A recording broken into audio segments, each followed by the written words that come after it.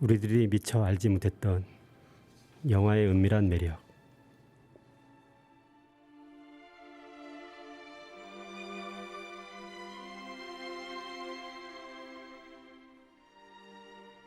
(2021년) 올해의 영화.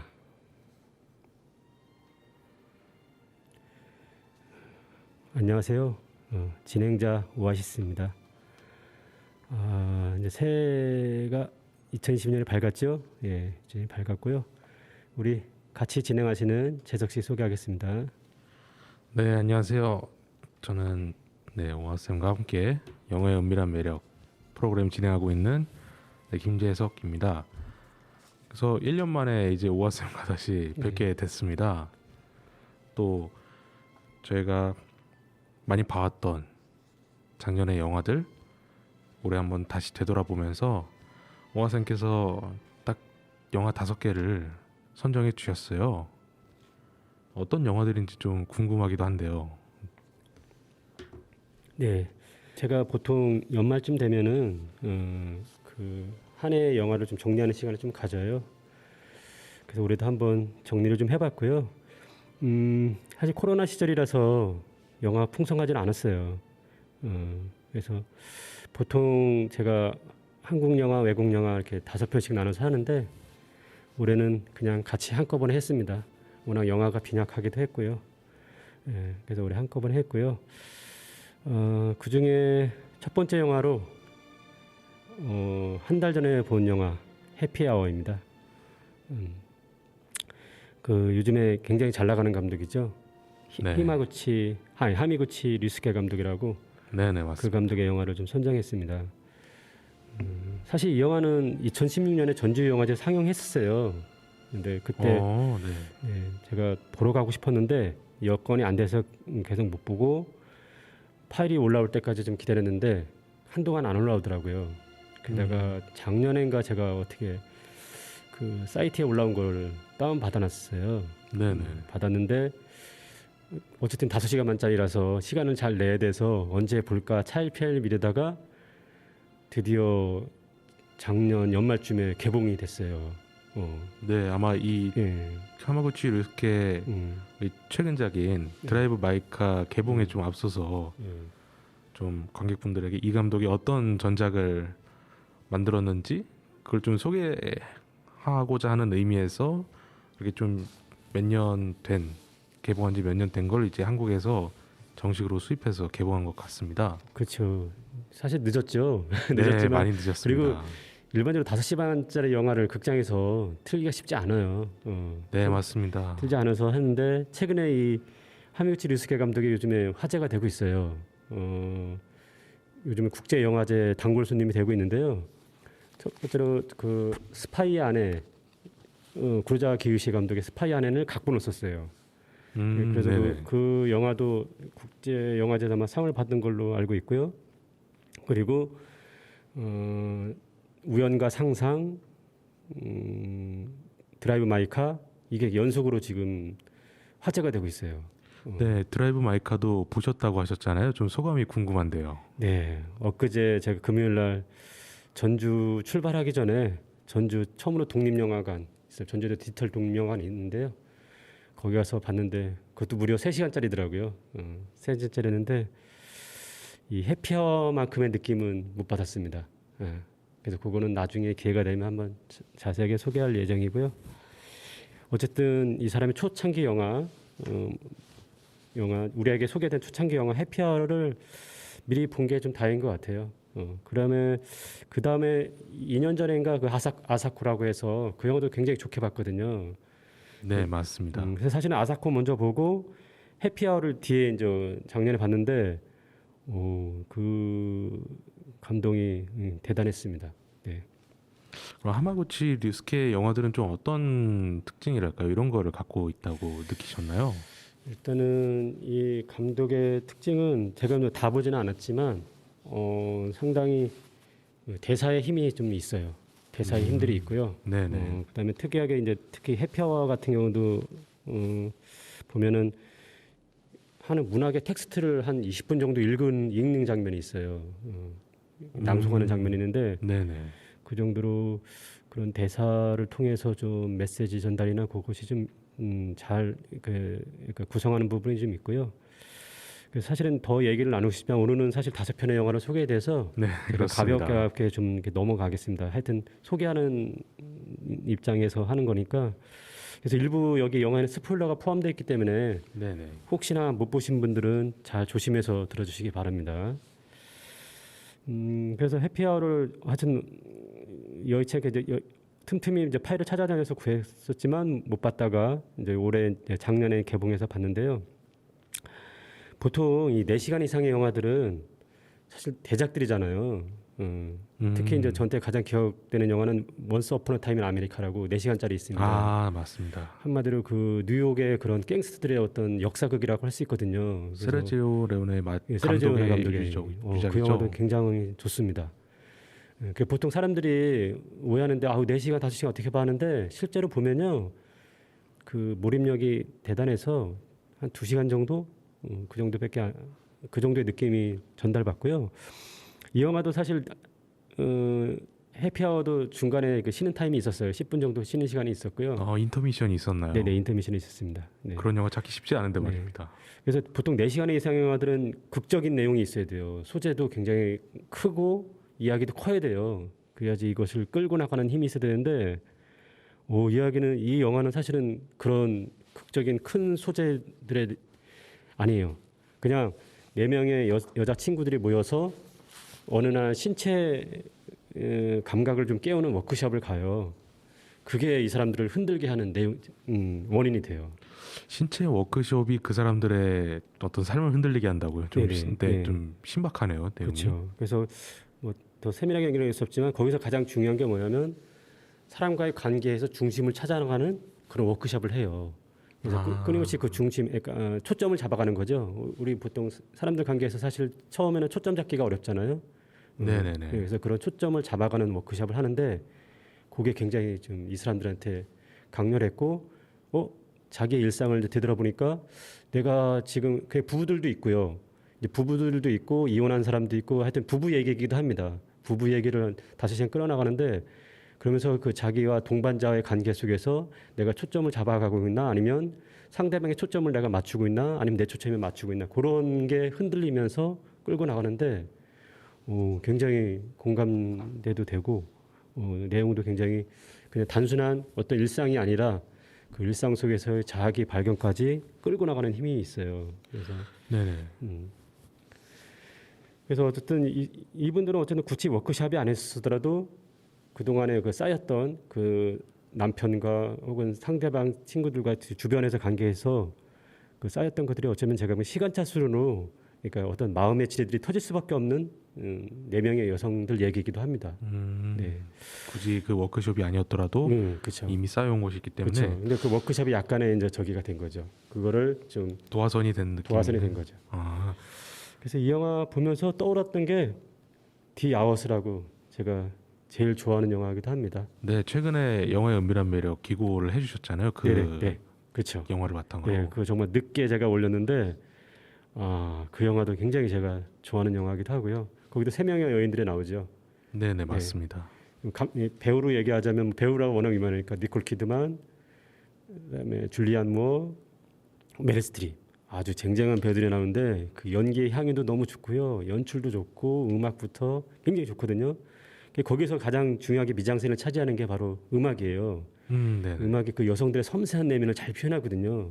근데 이 해피아워도 마찬가지로 그 여성들의 섬세한 내면을 굉장히 잘 끌어내고 그거를 잘 녹여냅니다. 화면에 잘 녹여내는데 특이하게 이 해피아워라는 영화는요, 이 배우들이 초보 연기자들이에요. 네, 제가 듣기로는 이게 그냥 뭐랄까요, 그냥 어떤 전문적인 배우분들이 아니라 어떤 영화 사이트 통해서 이러한 분들을 구합니다 이렇게 해서 구해진 걸로 제가 알기로는 연기 워크숍을 한번 했던 분들이에요. 연기 워크숍이요? 하미거치 류스케 감독이 했던 연기 워크숍에 참여했던 사람들인데 그래서 근데 저는 이 사람들의 아우라나 그게 그래서 나중에 이제 살펴보니까 신인 배우였던 거예요. 그리고 이분들이 또 특이하게 그 다음에 작품들이 꽤 많지는 않아요. 네, 근데 맞습니다. 이 사람들의 그런 그 화면에 맞는 얼굴들이 있잖아요. 그 흡입력이 대단합니다. 그리고 정말 잘 연기를 담아내서 굉장히 놀라웠어요. 하마구치 류스케 감독이 좀 연기 지도랄까요? 이런 네, 것들에 그쵸. 대해서도 좀 독특하다고 알려져 있는데요. 네, 그래서 네네네. 마찬가지 이 디아워스는 그에 비해 정말 명배우들만 나왔죠. 하지만 그렇다고 해서 그 명배우의 그런 이름 값어치를 했던 영화이기도 합니다. 그래서 그 필립 클래스 음악 감독이거든요. 근데 어쨌든 이 음악만 들어도 이 여성들의 그런 내면을 잘 파악을 할 수가 있어요. 어쨌든 영화도 중요한 하나의 미장센을 동원되는 도구잖아요. 그래서 디아워스를 한번 들어보도록 하겠습니다.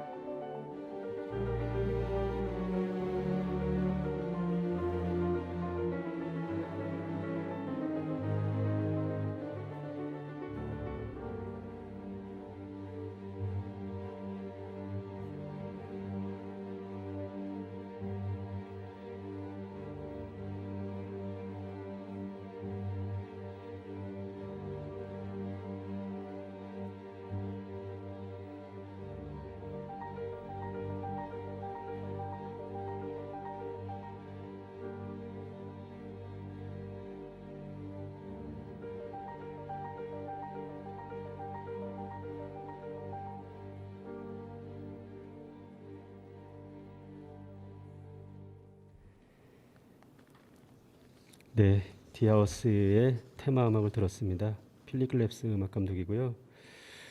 저희가 이게 독립 이 라디오니까 틀 수 있는 음악이라고 생각합니다. 7분이었습니다. 7분. 거의 8분이었습니다. 네. 아, 8분이었어요? 네네네 그렇습니다. 아유, 네. 감히 틀 수 없는 건데 저희가 가능하게 할 수 있는 공간이 여기 라디오인 것 같습니다. 참고로 그 디아워스는 갑자기 감독 이름이 생각이 안 나죠? 필립 페인즈였나요? 토드 헤인즈. 아니 투데인즈가 아니고 투데인즈는 저기 캐롤이고요. 네네. 스티븐 달드리 감독입니다. 아 스티븐 달들이요? 네, 빌리 엘리엇 만들었고 그 다음에가 두 번째가 디 아워즈예요. 디 아워스 그리고 그 더 리더를 네네. 예, 더 리더 그 다음에가 생각이 안 나네. 예. 근데 저는 솔직히 근데 이 감독의 영화는 디아워스가 가장 정점이에요. 네, 저한테는 최고의 작품은 디아워스에서 꽃을 피운 것 같고요. 그 다음에는 조금씩은 제 실력에 좀 안 나오고 있는 거 안타까운 감독이기도 합니다. 네네. 네, 자 두 번째 영화는 휴가입니다. 휴가. 이라니 감독의 휴가이고요. 저는 사실 시네21이 항상 올해 영화를 선정해요. 네, 그렇죠. 한국 영화, 외국 영화 베스트 10을 선정하거든요. 그래서 저는 가능한 한 어쩌면 내가 보다가 놓친 영화들이 있나 해서 보게 되거든요. 그래서 작년에도 어김없이 시네21도 영화들을 좀 선정해서 일단 연말 새해에 그 시네21 선정한 영화 중에서 한국 영화 중심으로 좀 살펴봤어요. 5편을 봤습니다, 무려. 한국 영화 5편이요? 예, 일단은 5위 안에 들었던 영화들 5편을 5위 안에 들었던 중에서 뭐 본 영화들도 있었으니까요. 그 중에 네네. 봤던 영화가 모가디슈 하나 있었던 것 같아요. 모가디슈고 나머지는 다 못 봤더라고요. 그래서 네네. 다 살펴봤는데 그 중에 가장 강렬했던 작품이 휴가였습니다. 휴가. 이 휴가라는 영화가 처음엔 좀 다큐멘터리인 줄 알았는데 그게 아니더라고요. 네, 다큐멘터리가 아니었고요. 이게 실제로 이게 폴트콜텍 노동자라고 해서 기타 만드는 공장 있잖아요. 네네. 그 공장에서 무려 한 10년 정도 그 쟁의 투쟁을 했던 그 일이 있어요. 지금도 아직 끝나지 않았고 한 군데는 좀 끝나기도 했는데 한 팀은 아직까지 안 끝났다고 하는데 실화로서 있었어요. 예, 실제로. 네네. 그래서 그것도 한참 이 사회적인 이슈가 됐었고요. 그래서 이 감독이 거기 그 복직 투쟁 노동 현장에 가서 같이 생활하면서 찍었던 게 단편 천막이라고 있습니다. 천막. 네, 지금 무료로 볼 수 있다고. 네네. 어디 가면 혹시 무료로 볼 수 있나요? 인천영상위원회 홈페이지 들어가면 네. 볼 수가 있고요. 참고로 제가 이 휴가를 보고 나서 제가 2편을 내리봤어요. 네네. GV까지 찾아보기도 하고 했는데 이 감독이 결혼 전야라는 작품이 있고요. 더 많이 있는데 그 중에 이제 완성도 있는 작품은 결혼 전야, 그다음에 천막이에요. 그래서 그 중에 천막은 바로 그런 콜트콜텍 노동자들을 실제로 천막 농성하시는 분들 3명이 실제로 배우로 출연해서 그걸 찍은 거예요. 네. 근데 저도 이제 이번에 델타 보이즈를 얘기했을 때 얘기했지만 사실은 뭐 그런 배경이나 미술은 아주 그 있는 그대로니까 사실 초락이 그지 없잖아요. 그리고 그렇죠. 배우들의 연기도 사실 마찬가지고요. 이 사람들이 실제로 농성 노동자들이니까. 근데 그 어설픔에 오히려 그걸 이렇게 능가하는 그런 진정성이 있어서 굉장히 좋았습니다. 그 16분짜리 천막도 좋았고요. 네네네. 예, 그래서 그 연장성산에서 나온 게 바로 휴가예요. 장편으로 만든 게. 그러면은 천막의 어떤 배경이 됐던 이야기를 토대로 예. 좀 다른 얘기를 하는 건가요? 그렇죠. 그러니까 그 천막은 그냥 그 천막 농성하면서의 그 사람들끼리 서로 어떤 그런 갈등들을 다뤘다면 이 휴가는 이들이 복직 노장하면서 이제 재판도 할 거 아니에요. 5년 동안 하다가 결국 재판이 안 졌어요. 소송에 졌어요. 네네네. 패하니까 더 이제 이 사람들끼리 갈등이 생기잖아요. 그런 와중에 한번 휴가 좀 갖자. 네. 휴가 좀 갖자 해서 서로 한 10일 정도의 휴가를 가집니다. 그 중에 이 주인공이 제복인데요, 이름이. 제복이 참 아이러니하죠.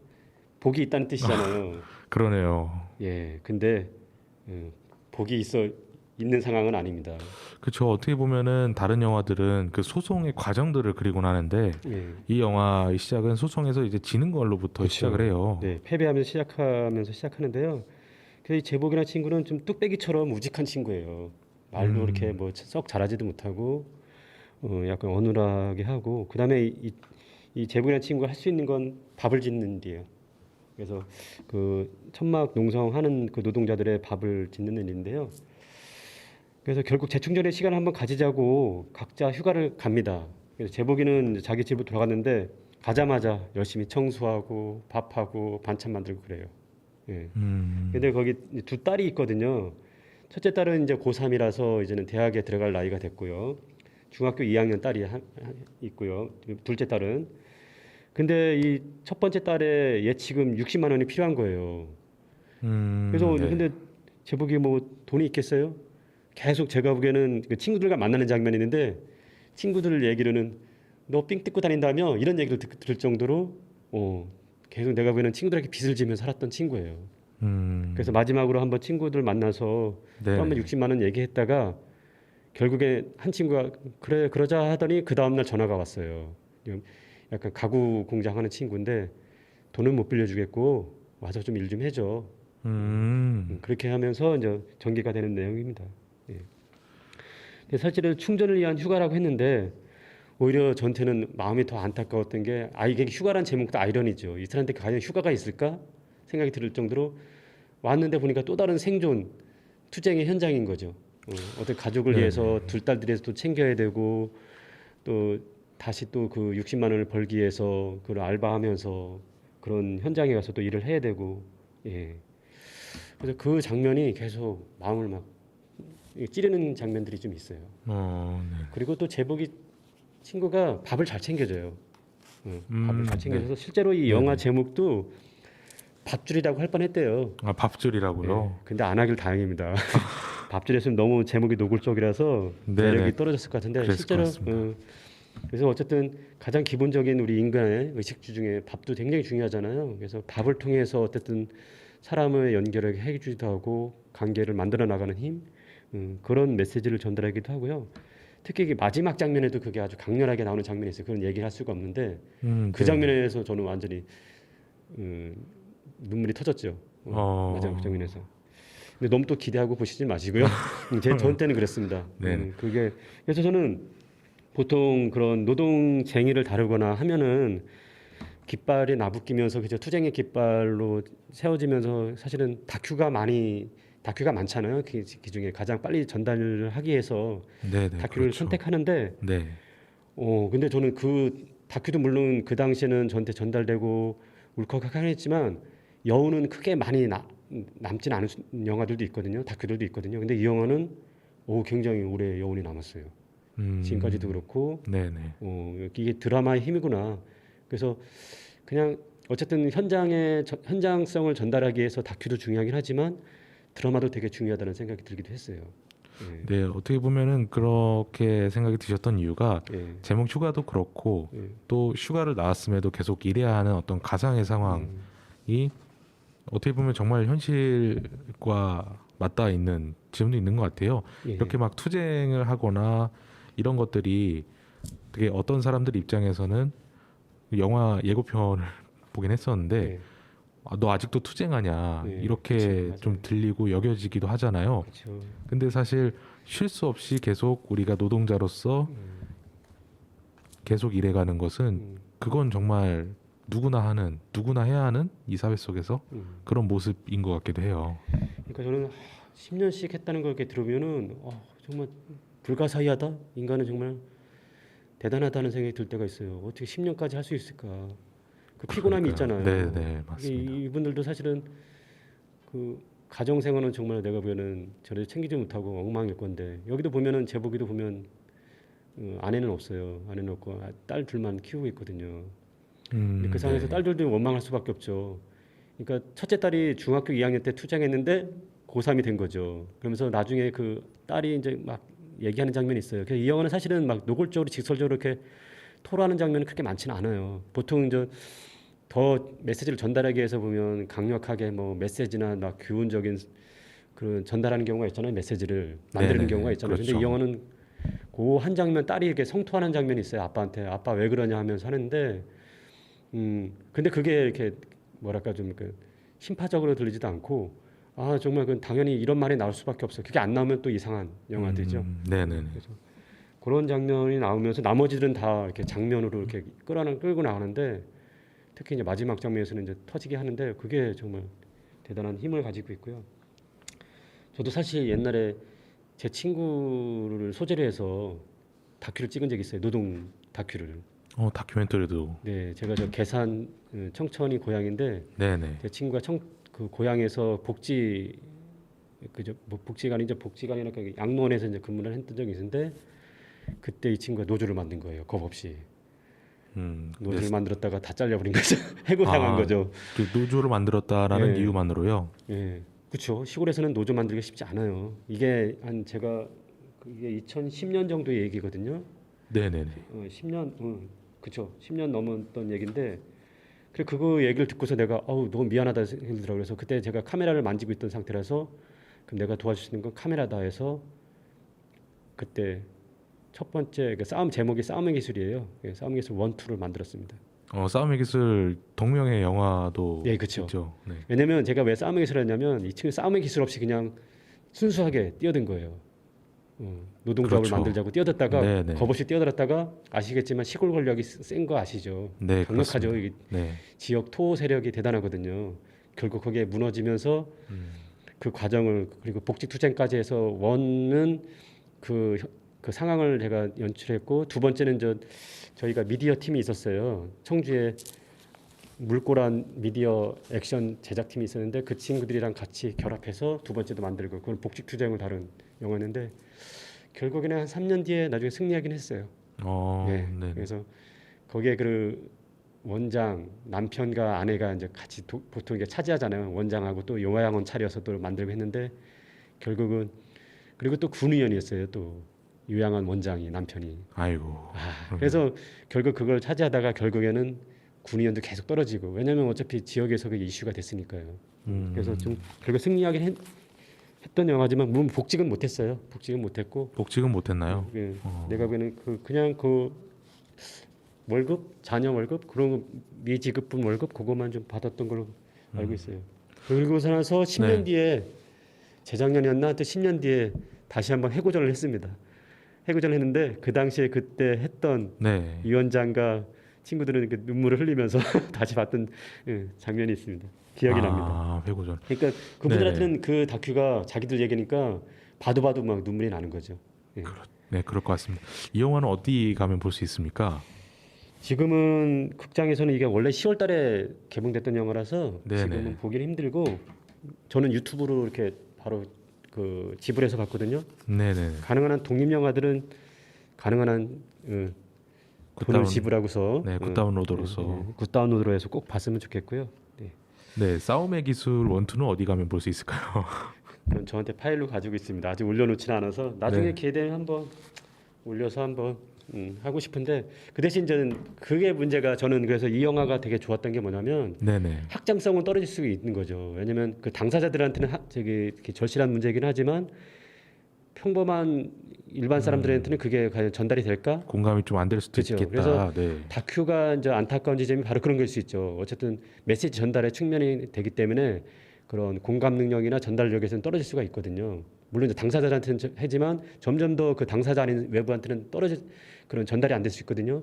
근데 이 휴가는 저는 이 전달력에서 이 보편성, 그다음에 인간의 그런 뭐랄까 그 노동 현장의 그런 부분들을 다큐보다 훨씬 더 저는 사실적으로 전달되는 느낌이 들었어요. 마지막 부분을 보면서 정말 깃발을 나부끼고 싶은 정말로 내가 깃발을 같이 흔들고 싶은 그런 느낌이 들었어요. 그게 어쩌면 처음에 첫 회 때 말씀하셨던 영화 그리고 그 영화의 좀 효과랄까요? 그렇죠. 갖는 힘인 것 같아요. 그렇죠. 그 미학적인 면이 여기에 들어가기 때문에 그 미학에 그게 같이 결합되면서 정서적인 전달력도 같이 온 거거든요. 그래서 그런 슬픔이죠. 슬픔인데 저는 이제 그런 슬픔이 잠깐의 슬픔이 아니라 오랫동안 우리에게 되짚게 만드는 그다음에 인간의 이면 혹은 인간의 그런 모습들을 제대로 보게 만드는 그런 힘이 있거든요. 그래서 그런 면에서 이 휴가는 꼭 한번 다운받아서 보셨으면 좋겠습니다. 그 중에 노래 하나 들을게요. 연현석 씨라고 있습니다. 민중 가수인데요. 노동 현장에서 노래를 많이 부르고 하는데, 참고로 제가 간디 학교 있을 때도 이분을 초대해서 했던 적이 있어요. 이분을 소재로 한 영화가 있어요. 필름 2.0 연영석.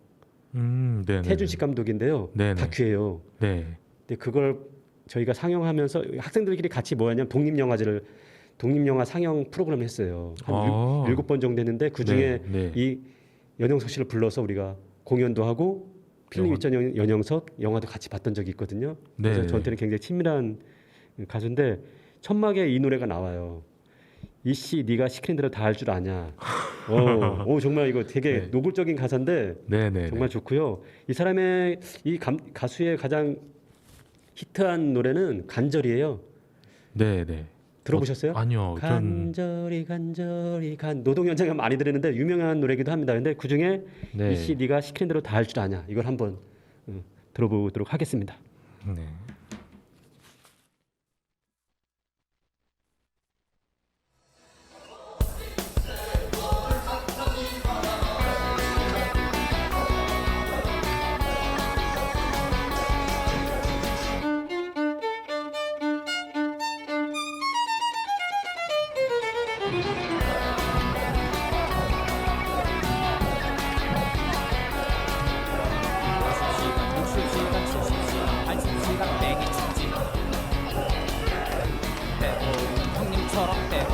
친구처럼 하자기에 아침부터 새벽까지 술 버리고 일했는데 이제 와서 필요 없다 이제 와서 나가라니 말이냐. 이씨 네가 시키는 대로 내가 다 할 줄 아나.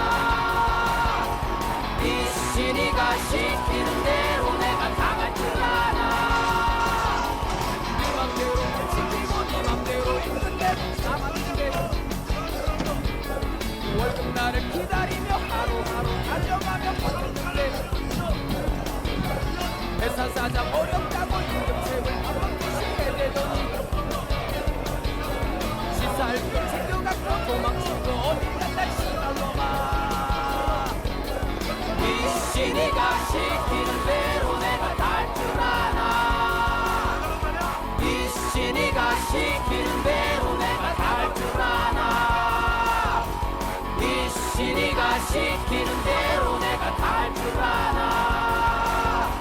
이씨 네가 시키는 대로 내가 다 할 줄 아나. 좋다.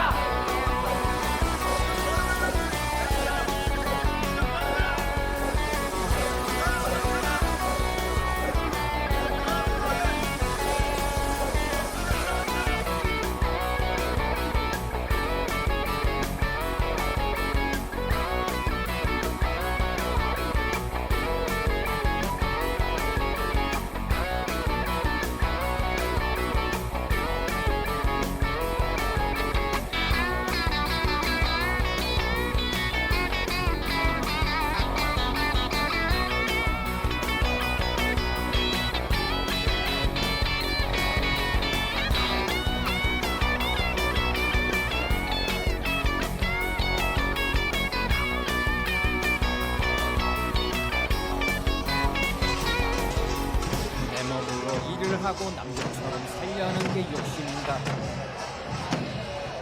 치사하게 색은 걷고 대책 없다 말하는 게 대책인가. 힘있으면 보호받고 힘없으면 무시해도 되는 건가.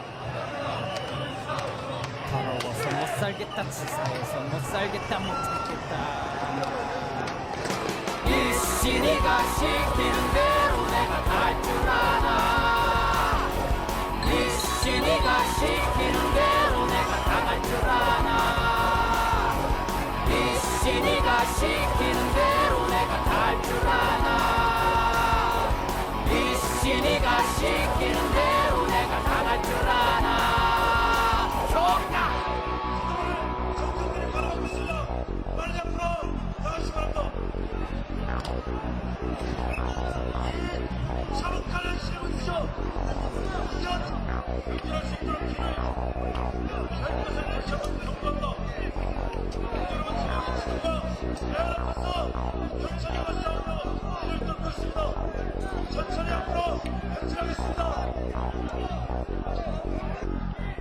들어가란 말이야. 뒤로 가. 돌돌지 말고 빨리 뒤로 가. 뒤로 가. 태연이 진짜. 너희 진짜.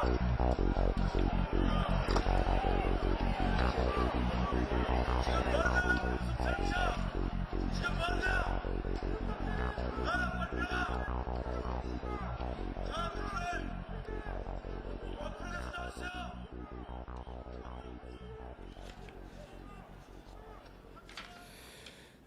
네, 연영석 씨의 이씨 네가 시키는 대로 내가 다 할 줄 아냐. 굉장히 노골적인 제목이죠. 그래서 네네. 정말 최근에 뭐 갑질 논란이 많이 있었잖아요. 그래서 이 갑질하는 사람들에 대한 네네. 선포 같은 노래이기도 합니다. 네, 그래서 요 연영석 그 민중 가수님께서 부르신 것도 있지만 이 콜트콜텍 기타 노동자 밴드에서도 투쟁 10주년 기념 음반을 네, 내놓으신 게 있더라고요. 네. 이것도 한번 청취자분들께서 들어보시면 좋을 것 같습니다. 네, 저도 한번 들어봐야겠네요. 네, 벌써 시간이 40분이 훌쩍 넘어갔습니다. 이거 큰일 났습니다. 이거 우리 이 시간 저기 안배하면서 해야 되는데 안 하면 우리 재석 씨가 또 편집하느라고 고생하잖아요, 그죠? 네, 사실 여러 프로그램 하느라고 사실 편집할 시간까지 없는데 하여튼 맞춰보도록 노력해 보겠습니다. 네네. 자, 다음 영화는 홍상수 영화입니다. 당신 얼굴 앞에서라는 영화고요. 이 영화가 아마 제가 보기엔 베니스인가 어디서 상 받았 아니 베니스 상 받았나요? 기억이 안 나나요? 갑자기 상 받았던 거는 저 인트로덕션이 상 받았구나. 네, 인트로덕션 상 받았고 네. 당신 얼굴 앞에서는 영화 봤고요. 사실 홍상수 작품은요. 해마다 이 시내 11의 단골 손님이에요. 10위 안에 꼭 들고요. 게다가 최근에 와서는 이렇게 좀 이렇게 순위 밖으로 밀려나 심지어 어쩔 때는 이렇게 순위 안에 들어오지 않았던 날도 있었어요. 그만큼 저는 어쨌든 이 감독의 영화가 조금은 그러니까 슬럼프가 있을 때도 있다는 생각이 들어요. 자작을 많이 워낙 하죠. 많이 만드니까 1년에 뭐 2편씩 만들기도 하니까. 네네. 근데 작년에는 1, 2위로 나란히 올라왔어요. 처음이 당신 얼굴 앞에 서고 두 번째가 인트로덕션인데요. 작년에 그럼 영화 2편이 개봉된 건가요? 그렇죠. 그래서 근데 네. 당연히 평론가들도 얘기를 하는데 네네. 이 2편을 뽑긴 했지만 그만큼 한국 영화가 빈약했다 그 얘기도 하고 있습니다. 네. 어떻게 보면 홍상수라는 영화가 많이 올라오는 것이 그런 걸 대변한 지표로도 볼 수 있겠네요. 예. 그래서 어쨌든 당신 얼굴 앞에서 이 인트로덕션을 제가 1월 1일 저녁에 용감하게 봤습니다. 2편을. 물론 이제 시간이 영화가 러닝 타임이 이렇게 길지는 않았어요. 1시간 뭐 20분 뭐 해서 총 3시간 정도 안에 다 보긴 했는데 쉽지는 않거든요. 홍상수 영화도 저도 뭐 영화에 단련되긴 했지만 쉽지 않았는데 이상하게 집중이 됐어요. 그리고 이런 홍상수의 영화 특징이 보면은 스릴러가 여적인 요소가 있어요. 그 스릴러적인 요소가 뭐냐면 스릴러라는 게 뭐냐면 앞일을 예측할 수가 없잖아요. 네네. 그죠. 그래서 스릴러 액션물을 보면은 특히 범죄 공포 액션물 보면은 앞일을 알 수가 없으니까 우리 계속 놀라게 하는 것 장면들이 있잖아요. 그게 스릴러거든요. 근데 이 영화도 이 감독의 왜 스릴러적인 요소였냐면 이 감독의 배우들의 동선이나 이야기의 동선이 예측할 수가 없어요. 예측할 수 없다. 예측하기 힘들어요. 나중에 한번 홍상수 영화를 보시면 알겠지만, 이게 우리가 보통 이게 그런 재미들 있잖아요. 영화를 보면 저거 저렇게 될 거야. 저 복선은 저때 이게 암시가 되는 게 있잖아요. 그렇죠. 근데 홍상수는 그게 없습니다. 그러니까 정말 자유분방한. 그래서 이 감독의 또 술 먹는 장면 꼭 나오거든요. 여기서 어김없이 나오는데 소주 네. 먹는 장면 나오고 하는데 네네. 저는 약간 이 사람은 뭐랄까 술 취한 자의 어떤 중얼거림 그런 느낌이 들었어요. 이 영화 자체가. 그래서 제가 최근에 다시 한번 그 라디오스타란 그 예능에서 유준상 배우가 나와서 홍상수 영화의 얘기를 한 적이 있어요. 네네네. 야, 근데 정말로 그 술 취한 자의 그런 중얼거림이라는 느낌이 들 정도로 그냥 그 현장에서 그래서 이 감독이 하는 게 뭐냐면 현장에서 주는 발견을 믿는다라는 얘기가 있어요. 현장에서 발견하는 힘이 있다. 그래서 이 사람은 그 시나리오도 그날 아침에 주거든요. 대략 줘요. 대충 이거야 하고서 주고 그냥 배우가 옷도 뭐 이렇게 그냥 자기가 입던 대로 와 하다가 거기서 뭐가 또 바뀌잖아요. 그럼 그대로 하자 해서 정말 그 현장 속에서 그냥 즉흥적성이 있습니다. 그래서 네, 그렇게 저도 하면 그래서 끌고 나가기 때문에 네. 관객들이 힘들어하는 부분도 있죠. 근데 평론가들은 왜 좋아하냐 하면 어쩌면 기존의 고전 영화의 특징은 뭐냐면 관객들이 몰입하게 만드는 거거든요. 그리고 서사의 동선에 철저하게 따라가면서 그 이야기의 극적인 재미에 빠져들게 하는 건데 홍상수는 그게 없거든요. 그래서 거리두기 효과이기도 한데 좀 낯설게 하기나 거리두기 효과이기도 한데 철저하게 이건 영화로서 봐줘라 하는 느낌으로 하기 때문에 우리가 보통 전시회 가면 그냥 미술품은 하나의 그 거리를 두고서 보고잖아요. 우리가 거기서 막 안막 치고 깜깜하게 해서 이렇게 몰입하게 하진 않잖아요. 근데 극장은 영화는 그렇잖아요. 그래서 철저하게 그 객관적인 시선을 두게 하잖아요. 그래서 현대 영화의 특징은 바로 그런 거고 그런 부분이 있거든요. 근데 홍상수 영화는 그래요. 그래서 여러분들이 아마 홍상수 영화 보고서 몰입을 빠졌거나 하기는 어려웠을 거예요. 예. 그래서 저는 그래서 그 평론가들과 관객들과의 괴리가 있는 거예요. 평론가들은 맨날 일일이 이렇게 뽑아주는데 관객들은 정말 권하기가 어렵죠. 저도 영화동을 했지만 홍상수 영화를 권한 적이 딱 한 번밖에 없어요. 그 돼지가 무는 빠진 날 한번 보게 했는데 주차의 첫 번째 영화거든요. 그래도 그나마 가장 친절한 영화예요. 나름 스토리가 있어요. 네네네. 근데 힘들어하더라고요. 그래서 좀 더 시간이 필요하구나 우리 동아리 회원들에게는 그랬습니다. 그래서 저는 이 감독은 근데 이상하게 이번에 최근에는 사실 이렇게 심심했어요. 저한테는 영화들이 해다가 이상하게 요 두 편을 보는데 당신 얼굴 앞에서 인트로를 보는데 오 몰입하게 더 또렷하게 막 살아나더라고요. 이게 집중하게 되고 예. 그래서 그런 묘미를 느껴서 이거 왜 그런 거지 하는 느낌이 들었고요. 그래서 이 감독의 영화는 막 골목을 서사의 동선이 없어요. 이거 막 골목을 헤매고 뭐 과거와 현재를 막 오락가락하고 컷과 컷을 굉장히 막 점프 컷이 많아요. 그러니까 점프 컷이 뭐냐면 보통 이 이야기가 내가 식당에 간다면 식당에 가서 밥 먹고 여기 지불하고 나오고 그런 동선들 있잖아요. 이걸 완전히 탁 건너뛰죠. 그렇죠. 그냥 배고프다 하고서 그 다음에 장면이 밥 먹고 나오는 장면. 이런 식의 점프 컷이에요. 중간에 이야기의 맥락을 있게 하는 그런 중간 샷이 있어야 되는데 홍상수는 그걸 무시하거든요. 그래서 그런 것 때문에 이제 관객들이 사실 힘든 건데, 근데 어쨌든 이 감독은 계속 영화를 끊임없이 낯설게 만드는 시도합니다. 그 즉흥성도 있으면서 어쨌든 그 예술의 본질이기도 하죠. 예술의 여러 가지 본질이 있지만 이런 면들도 사실은 끊임없이 세상을 낯설게 만들게 하면서 그것을 접근하게 하는 게 그게 어떤 예술가들 천년 아주 그냥 태어난 예술가의 기질이 있습니다. 그래서 그런 기질이 있기 때문에 영화를 1년에 2편씩 만들거든요. 그래서 관객들은 사실 괴롭긴 하죠. 근데 이제 홍성수의 이제 정말 모독들은 되게 지루하지 않은 모험을 같이 경험하면서 즐거워하죠. 그래서 저는 아까도 말했지만 늘 맞는 술집에서 필름이 끊긴 어떤 치객 같은 홍상수의 징일거림을 저도 조금씩은 더 알아듣게 된 것 같아요. 물론 그 전에도 지금 맞고 그때는 틀리다도 굉장히 좋았었지만 홍상수의 영화 이번 거도 보면서 다시 한번 또 재발견하게 돼서 제가 올해 영화에 소개하게 됐습니다. 자, 다음은 네 번째는 모가디슈입니다. 어떻게 보면 한국 영화가 두 편인데 이어져 있는데 홍상수와 유승환 정말 정반대 느낌이 그렇죠. 들어요. 완전히 반대죠. 네. 그리고 정말 대중영화에서 그러니까 시네집에서 보면 대중영화에서 들어온 게 요 모가디슈밖에 없어요. 그만큼 이제 대중영화의 완성도도 많이 떨어지기도 하고 그런 아주 빈약한 한 해에서 그랬던 것 같아요. 사실 저는 이 모가디슈도 원래 실화를 소재로 한 거잖아요. 그래서 저는 중반부터 뭉클거렸어요. 특히 북한 대사관들이 사실은 그 소말리아 그 반군들에서 이렇게 막 점거당해서 이렇게 도망와서 결국은 이제 우리 한국 대사는 오게 되잖아요. 그 장면부터 되게 뭉클거렸고요. 어쨌든 저는 이 남과 북의 만남 그런 장면 나라면 저는 이렇게 저절로 뭉클거려요. 이거는 참 저도 뭐 이렇게 인연, 지연, 학연 이렇게 별로 안 좋아하거든요. 근대적인 어떤 문법이잖아요.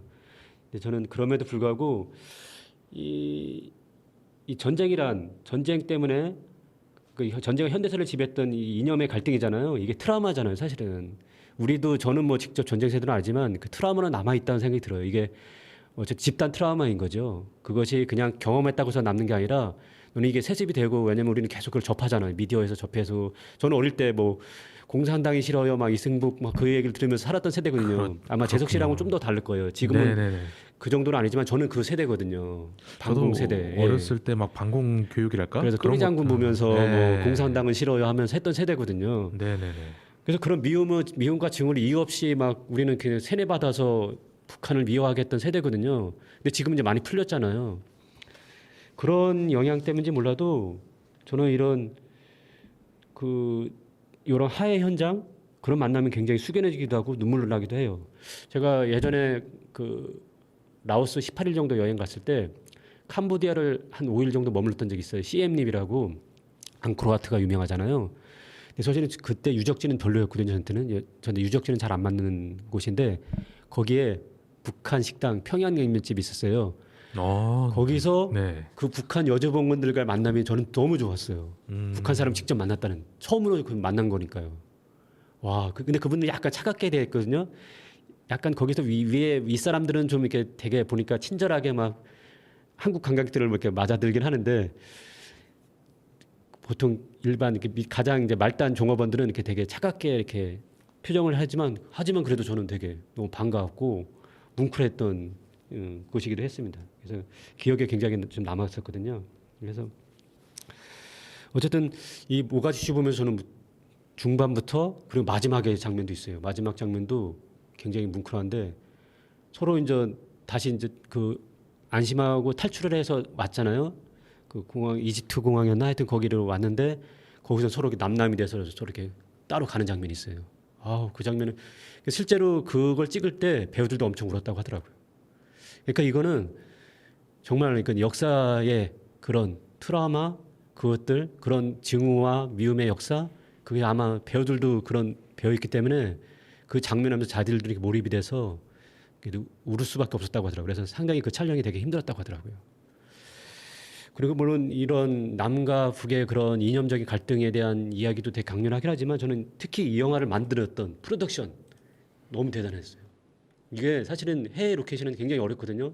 그래서 보통 징크스가 해외 로케이션 하면은 그걸 실패한다는 게 정설이에요. 그래서 많이 실패하기도 했고요. 물론 요즘은 성공한 것들이 있나 좀 지금 되짚어봐야 되는데 그 대신 이 류승환 감독은 모가디슈 이전에 베를린은 성공을 했어요. 그나마 100만 정도 들었는데 잘 만들었어요. 실제로 베를린 그것도 마찬가지로 남과 북의 그런 갈등을 다뤘던 거거든요. 군함들은 제가 못 봤거든요. 못 봐서 제가 어떻게 얘기를 했었는데 물론 이제 군함들은 여러 논란 때문에 사실은 굉장히 류승환 감독을 힘들게 했던 영화이기도 하지만 그래도 나름 감격을 좀 들었을 거예요. 근데 어쨌든 이 해외 로케이션은 대부분 실패를 많이 했는데 어쨌든 이 베를린에 이어서 이런 징크스를 좀 지을 수 있었던 영화라고 할 수가 있기도 합니다. 그래서 꼭 기회 되시면 봤으면 좋겠고요. 어쨌든 아직까지도 계속 이런 정서적 분단에 대해서 화해 장면을 계속 연출해야 되냐 그런 얘기가 있어요. 또 다른 얘기를 대안을 마련해야 되지 않냐 그런 얘기를 하지만 저는 아직까지도 이 정서적 분단은 아직 아주 깊다는 생각이 들어요. 그래서 아직까지 더 필요하다는 생각이 들어요. 사실 저 공동경비역 제이스 보고서 그것도 많이 울었거든요. 그렇죠. 어떻게 보면은 그 영화부터 전에는 이제 방공 영화가 이제 주로 만들어지다가 그 영화를 통해서 이제 어느 정도 이 북한의 사람들과 것들을 좀 제대로 볼 수 있게끔 하게 된 것 같아요. 네네. 그래서 이 영화는 한번 꼭 보시면서 어쨌든 정서적 분단에 대해서 한번 같이 고민하면서 해소할 수 있는 시간을 좀 가졌으면 좋을 것 같아요. 꼭 한번 나중에 기회되면 꼭 봤으면 좋겠고 이 영화는 큰 화면을 봤으면 좋겠어요. 이게 작은 스마트폰이나 그걸 보시면 안 됩니다. 이걸 보면 정서적 전달은 어려우니까요. 알겠습니다. 자, 다음 영화 이제 시간이 좀 얼마 안 남아서요. 네. 갈매기라는 영화입니다. 5번째 갈매기고요. 이 영화는 그 소개하는 그 사이트 포털에 이 영화에 대해 소개하는 그 문구가 있어요. 그걸 한번 얘기하면 좀 대략 알 것 같아요. 자, 한번 읽어주겠습니다. 잘못은 그 새끼가 했는데 나한테 가만히 있으란다. 한강에 배 한 번 지나간 게 뭔 대수냐고 그런다. 젊은 사람 발목 잡아 좋을 게 뭐가 있냔다. 일평생 스스로 챙겨본 적 없는 오북은 가족도 세상도 외면한 자신을 위해 처음 펄떡인다. 이 사람 저 사람 죄다 눈치 보면 나는 언제 챙겨. 이런 소재입니다. 실제로 이게 이 오북이란 배우가 여자 그 50대 중년 여성이 시장에서 일하거든요. 생선 팔면서 일하는 여성인데 어느 날 술자리를 갔다가 밤늦게까지 하다가 거기에서 그 같이 일하는 이웃집 상인한테 그러니까 성폭행을 당해요. 그러면서 시작하는 내용이에요. 근데 그 부분이 뭐 이렇게 되게 자극적이나 노골적으로 나오진 않은데 그러면서 이 권오비라는 여성이 서서히 자기의 그런 어떤 자아를 찾아가는 과정이기도 합니다. 굉장히 놀랍기도 했고요. 보통 40대 이상의 여자에 대해서는 우리가 막 되게 노골적으로 특히 남자들 사이에서 노골적으로 얘기하는 부분이 있잖아요. 뭐 여자로 취급하지 않거나 막 그런 부분이 있잖아요. 그래서 이 영화도 보면은 이 권오비라는 여성이 자기는 정말 모멸감과 수치심이 있는데도 불구하고 그걸 표현할 수가 없는 거예요. 그걸 얘기를 해버리면 제가 아까 읽어준 것처럼 그냥 한강에 배 한 번 지나간 걸로 생각해. 그런 식으로 얘기했던 그동안 그렇게 당해왔고 그죠? 예, 그래서 그런 얘기들에 대해서 아니야 우리도 하나의 그런 자아가 가진 그다음에 모멸과 수치심을 가진 그런 여성이라는 걸 드러내거든요. 그래서 저는 이 영화 보면서 그 영화 내일을 위한 시간이 떠오르기도 했고요. 내일을 위한 시간과 발화된 형제죠. 내일을 위한 시간. 그다음에 나다니엘 블레이크, 켄 노치 감독의 나다니엘 블레이크도 같이 겹쳤던 영화이기도 합니다. 특히 마지막 부분에 그게 나다니엘 블레이크가 연상이 되기도 합니다. 아 마지막 부분에요. 네. 그렇게 그러면은 그렇게 어떤 좋은 결말이 아닐 수도 있겠네요. 그러면. 그렇죠. 네. 그러니까 영화는 뭐 이렇게 다친 결말은 아니고요. 어떻게 될지 전개될지는 몰라요. 그렇지만 그 마지막 장면이 굉장히 강렬하기도 합니다. 그래서 마지막 장면은 정말로 그런 폭력의 대상, 성추행과 성폭력의 대상이 되었으면서도 사소한 일로 간주당했던 어머니들과 이 땅의 여성들에게 정말로 피켓을 그래서 마지막에 피켓 들고 있는 장면이 있거든요. 같이 어깨를 두르고 있는 어깨를 두르자라는 그런 그 권유를 하는 영화이기도 하고요. 그리고 마지막 그거 보고 나서 내가 영화 포스터를 자세히 봤어요. 근데 그 포스터 문게 뭐가 있냐면요. 나는 끝까지 내 편이다. 그게 굉장히 강렬했습니다. 그래서 이런 메시지를 전달하는 영화이기도 합니다. 네. 이 참 영화 짧은 시간에 전달하기 어려운데 빠르게 달리셨습니다. 네. 그러면 마지막 노래 들을 수 있을까요? 네, 들을 수 있을 것 같습니다. 갈매기 테마곡인데 약간 트로트처럼 불렀는데 어쩌면 이 권오북이라는 여성의 내면을 잘 드러내는 영화이기도 합니다. 네. 갈매기 테마곡 한번 들어보겠습니다.